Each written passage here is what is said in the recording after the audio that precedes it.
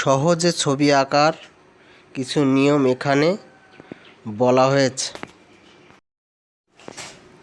ইউটিউবে লিখতে হবে KM আর্ট কেশব মণ্ডল।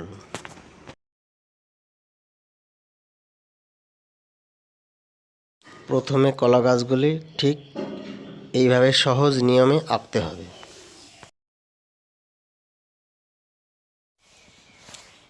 একটি গাছ বড়, দুটি ছোট ছোট গাছ আঁকা হলো। পাখির বডি ডালের এমন জায়গায় আঁকতে হবে যেখানে পাখির পা থাকবে। এবার লেজ জুড়ে দিলাম। চোখ ও ঠোঁট আঁকা হলো। পাখির নিচের দিকে কিছু ঘাস অথবা কাশফুল আঁকা হলো। আরও কিছু গাছের পাতা আঁকলাম। দূরে কিছু ছোট ছোট কলা গাছ আঁকা হলো। নীল রং দিয়ে আকাশে কোথাও ডিপ, কোথাও হালকাভাবে রং ছাড়তে হবে। ছবিটি দেখে চেষ্টা করতে হবে আর কোথায় কোথায় নীল রং ছাড়া যায়। এইবার নীল রঙের উপরে একটু হালকা সবুজ রং ছাড়তে হবে। সবুজ রঙটি ছাড়ার আগে ভাবতে হবে সবুজ রঙটি কিসের জন্য ছাড়া হচ্ছে। এবার ঘাসের উপর কিভাবে আমরা রং ছাড়ব। কাশফুলগুলি বাদ দিয়ে তার পাশ দিয়ে আস্তে আস্তে হালকা সবুজ রং ছাড়ব। এইভাবে ছাড়তে ছাড়তে অনেকটা জায়গা ভরাট করে দেব। গাছের পাতাগুলিও ঠিক একই রঙে ভরাট করব। তারপর কলা গাছের যে সাদা অংশগুলি আছে, গাছের যে পাতাগুলি হালকা সবুজ দিয়ে আস্তে আস্তে একই রঙে ভরাট করা হবে। টিয়া পাখির উপরের যে পাখনা আছে, পাখনার কিছু অংশ হবে লাল, লেজের অংশটা হবে লাল এবং পাখনার নিচের অংশটা আছে হালকা নীল। প্রুশিয়ান ব্লু দিয়ে ঠিক এইভাবে ঘাসের ফাঁকে ফাঁকে শেড দেব। যে ডালে পাখি বসে আছে সেই ডালটির রং বাদামি হবে। কলা গাছের রং একটু ডিপ ধরনের হলুদ দেওয়া হবে। কলা গাছের বাগানের ভিতরের যে অংশটি, এখানে প্রুশিয়ান ব্লু দিয়ে আগে স্কেচ করে নিতে হবে কলা গাছের পাতা।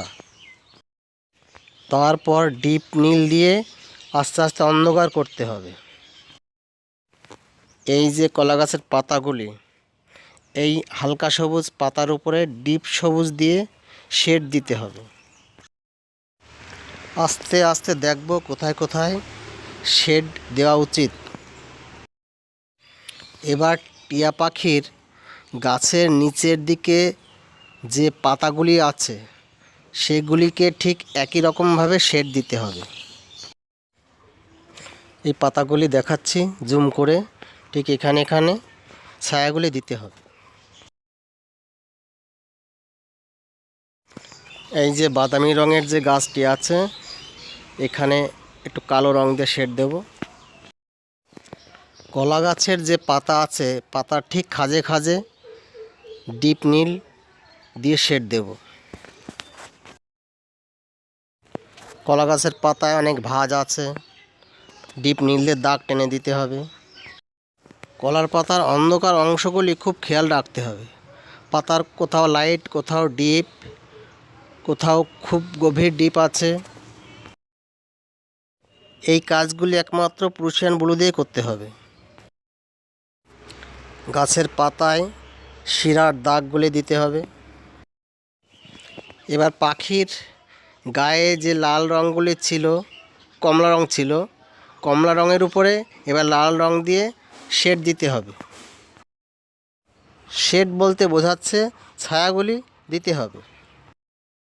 পাখির গায়ে, পালকে, লেজে যেখানে আকাশি অথবা হালকা নীল ছিল সেখানে প্রুশিয়ান ব্লু দিয়ে পালকের রেখাগুলি টানতে হবে।